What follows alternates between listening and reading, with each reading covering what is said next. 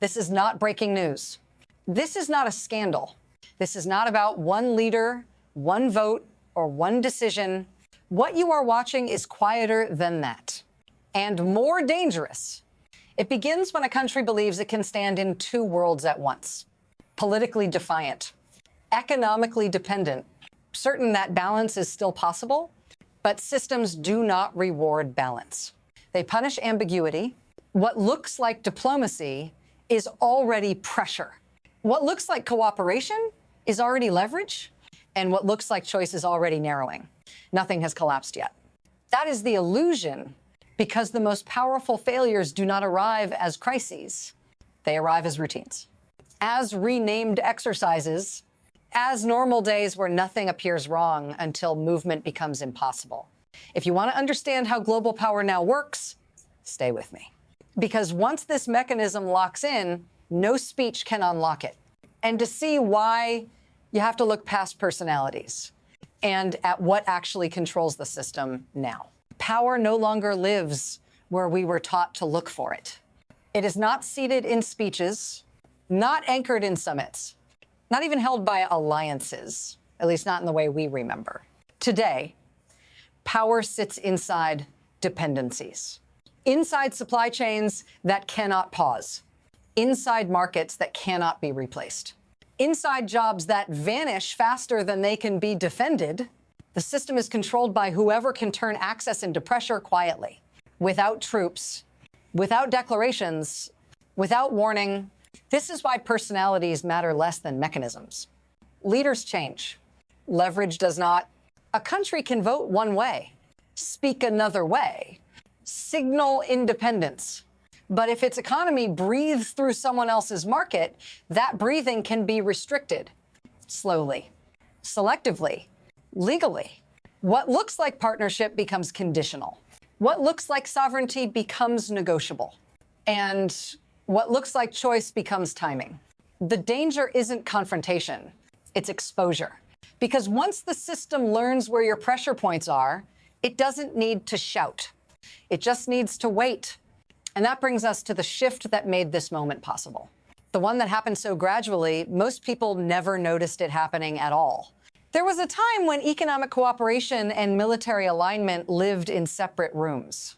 Trade belonged to one conversation. Security belonged to another. And crossing that line was rare enough to feel exceptional. That line is gone now. What replaced it was not a dramatic break, but a gradual overlap. Exercises framed as coordination, coordination framed as stability, stability framed as peace. Before economic blocs talked, now they maneuver. Before, military signaling followed crises. Now it precedes them. And the shift felt reasonable at every step. Who could object to safety? Who could argue with protection of trade routes? Who could oppose cooperation? That's how the most consequential changes happen. Not through shock, through normalization. By the time the system reveals its new shape, participation already feels routine. Withdrawal feels provocative, and neutrality starts to look like defiance. The danger is not the movement itself. It's the precedent it sets. Because once economics learns how to wear a uniform, pressure no longer needs conflict to escalate. It only needs proximity. And the first visible shock from this shift didn't arrive as theory. It arrived as an event that was never meant to be the story. Only the signal. The shock arrived quietly, wrapped in logistics and ceremony. Ships moved. Schedules were published. Names were softened. Purpose was reframed. Officially, it was about safety, about coordination, about keeping commerce moving. Unofficially, it was something else entirely. Because when vessels from states normally kept apart begin operating side by side, the message is not technical. It is strategic. What mattered wasn't the drills themselves. It was where they happened, who arrived first, and who felt compelled to explain. The reaction came faster than expected. Not in public outrage, not in emergency sessions, but in warnings, in phone calls, in carefully worded signals that said everything without saying anything at all. This wasn't treated as an isolated event. It was treated as a test. How far could alignment go before it triggered consequence? How visible could defiance become before it required response? And that's when the pressure stopped being abstract. Because once a system decides something is no longer symbolic, it stops debating intentions and starts calculating cost. And the cost wasn't theoretical. It was measurable, immediate, and aimed precisely where it would hurt the most. Here is the mechanism most people miss. Pressure does not come from outrage. It comes from arithmetic. Markets are not emotional. They are conditional. Access is granted, then adjusted, then restricted without ever being announced as punishment. This is how the system disciplines without declaring conflict. Tariffs do not argue.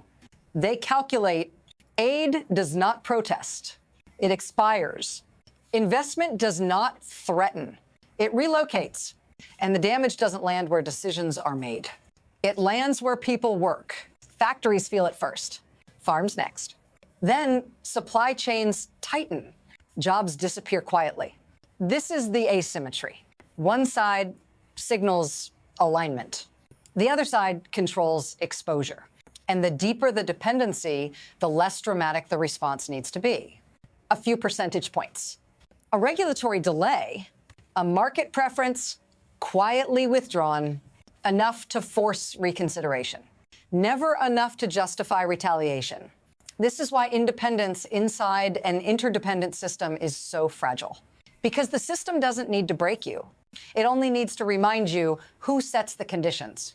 And once that reminder is delivered, escalation no longer looks like escalation. It looks like consequence. Then the pace accelerates, explanations shorten, decisions compress, room for maneuver disappears. What began as signaling turns into urgency. Red lines emerge, but they are never announced as such.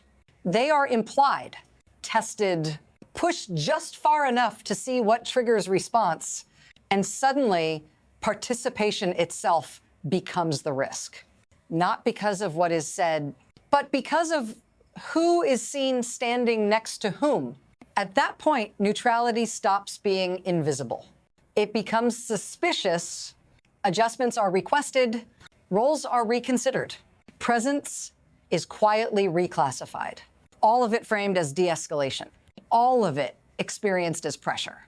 Because the message is simple even when the language is not. Some alignments are tolerable, others are not. Cross the wrong threshold, and the cost stops being incremental. That is when leverage hardens. And once leverage hardens, choice collapses into timing.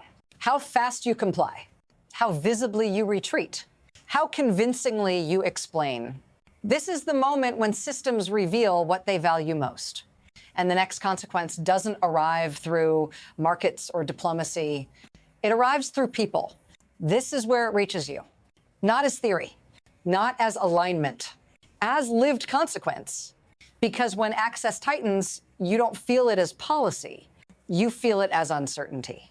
As contracts not renewed, as shifts shortened, as prices that rise before explanations arrive, you are told this is temporary, that markets will adjust, that patience is required. But patience does not pay rent. It does not protect jobs.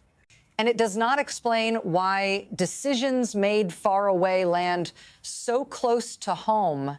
This is how systemic pressure works. It never introduces itself. It simply rearranges your options. And the most destabilizing part is not loss. It's unpredictability. When people cannot tell whether stability still exists, behavior changes. Consumption slows. Risk tolerance vanishes. Trust erodes quietly. If this feels familiar, it should, because this is what happens when global power struggles move from borders into balance sheets. Stay with me. Share this if you think more people need to see how this actually works. Because what comes next doesn't stop at one country. It spills outward. And once it does, containment is no longer guaranteed. Once pressure spills, It does not respect borders. What begins as a bilateral signal becomes a regional recalculation. Partners start watching. Investors start hesitating. Neighbors start asking what alignment now costs. Because if pressure can be applied here, it can be applied anywhere with similar exposure. Trade routes become questions. Financial ties become vulnerabilities. Neutral language becomes evidence. And suddenly, decisions made in one capital reshape behavior in many others. Not through coordination, through anticipation. Countries don't wait to be targeted. They adjust preemptively. They soften statements, delay commitments, reframe positions. This is how power multiplies without expanding. No decree is issued. No coalition is announced. The system simply teaches its lesson once, and others learn it without being told. The danger here isn't escalation through force. It's convergence through fear. Because when enough actors begin making the same cautious choice, the range of outcomes narrows for everyone. And that narrowing is what accelerates the future. Not toward clarity, but toward pressure points we have not tested yet. From here, the system opens three paths. None of them are clean. All of them carry cost. The first is adjustment, quiet recalibration. Language softened, participation narrowed, alignment made less visible without being abandoned. It preserves access, but it trades credibility. And over time, adjustment teaches the system that pressure works. The second is erosion, slow drift, partial compliance mixed with symbolic resistance, enough to delay punishment, not enough to restore trust. This path feels manageable until it isn't, because erosion accumulates, institutions weaken, markets lose patience, and uncertainty becomes permanent. The third is rupture, open defiance, clear alignment, acceptance of consequence in exchange for autonomy. This path is loud, it is principled, and it is economically unforgiving. None of these paths resolve the core tension. They only redistribute pain, and the system does not care which one is chosen. It only observes response, records behavior, adjusts future pressure accordingly. That is the acceleration most people misunderstand. The future is not decided by ideology. It is shaped by how systems respond to resistance. And the final danger lies in believing this moment is unique instead of recognizing it as rehearsal. There is no clean ending to this, no decisive break, no moment where the system announces what comes next. That's the danger, because what you are watching is not a crisis playing out. It is a framework locking into place. Once economic access becomes conditional alignment, neutrality stops being a position. It becomes a liability. And once military signaling and market leverage move in tandem, separation between peace and pressure disappears. This will not be resolved by elections or summits or statements about values.